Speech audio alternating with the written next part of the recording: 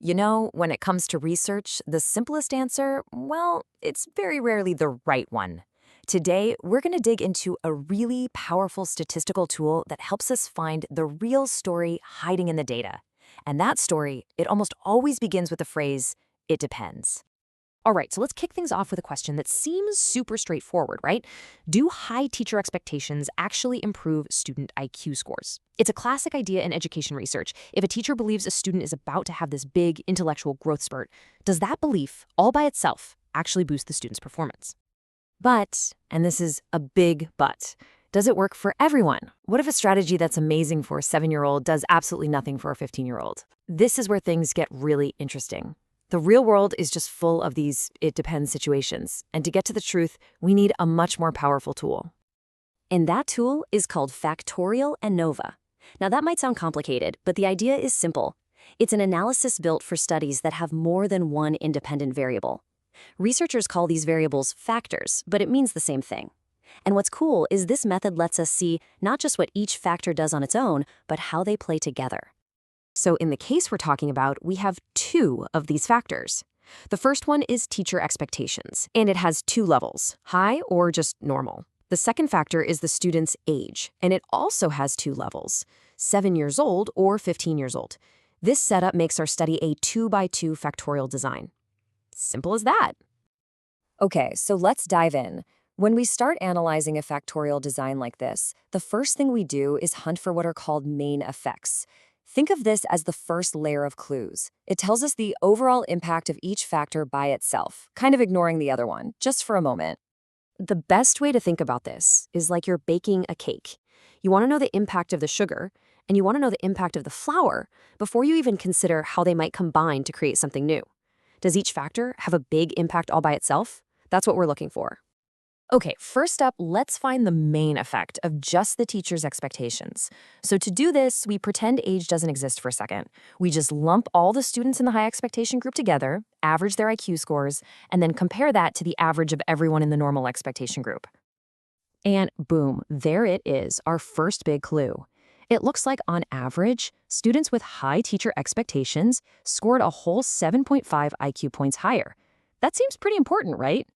Now, for clue number 2, we're going to do the exact same thing, but for age.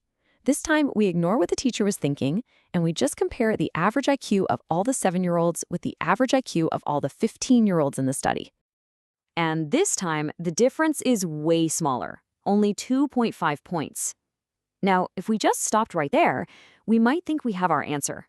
But if we did that, we would be totally missing the most important part of the story. See those main effects? They're just the opening act. The real headliner, the plot twist that changes absolutely everything, comes when we look for something called a statistical interaction. This is where a tool like factorial ANOVA really earns its keep. This interaction is what finally answers our big "it depends" question. It checks to see if the effect of teacher expectations is different for different ages. We're not looking at simple averages anymore. We're looking at how these two factors combine and change each other. Okay, now this is the aha moment. Look closely. For the 7-year-olds, having high expectations from their teacher led to a massive 15-point jump in IQ scores. But now look at the 15-year-olds. The difference? It's zero. Nothing. The effect completely vanishes. The differences themselves are different. That, right there, is an interaction. So here's the crucial takeaway. That main effect we saw earlier, it was actually pretty misleading. I mean, imagine a school district saw that 7.5-point average boost and poured millions into a new teacher training program. Based on this data, that huge investment would have been a total waste of money for every single student over the age of 7. The interaction tells the real and much more accurate story. So, what does this actually look like?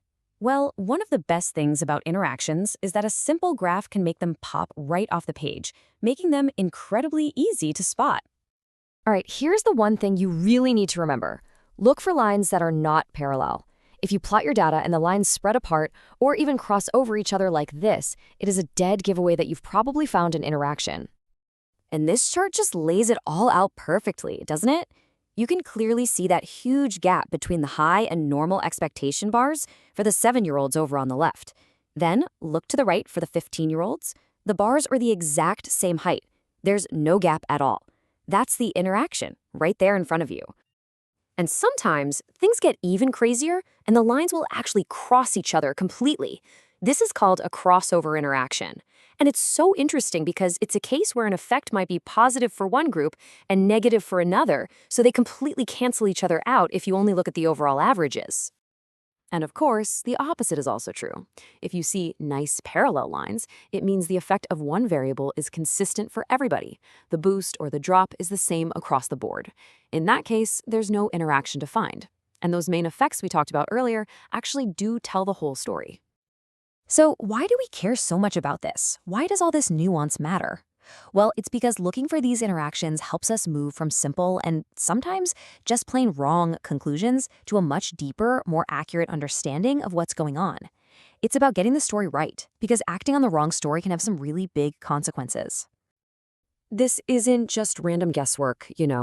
It's a really systematic process that researchers in all sorts of fields, from education to public health, use to carefully unpack the relationships hiding inside their data. And checking for interactions is an absolutely critical step before you can even begin to interpret the full story. So, the next time you read about a new study, whether it's a medical treatment or an education program, just ask yourself, could there be an interaction here? Who does this really apply to? Does the effect change depending on someone's age or gender or some other factor? This is how you go from just taking in information to really critically appraising it.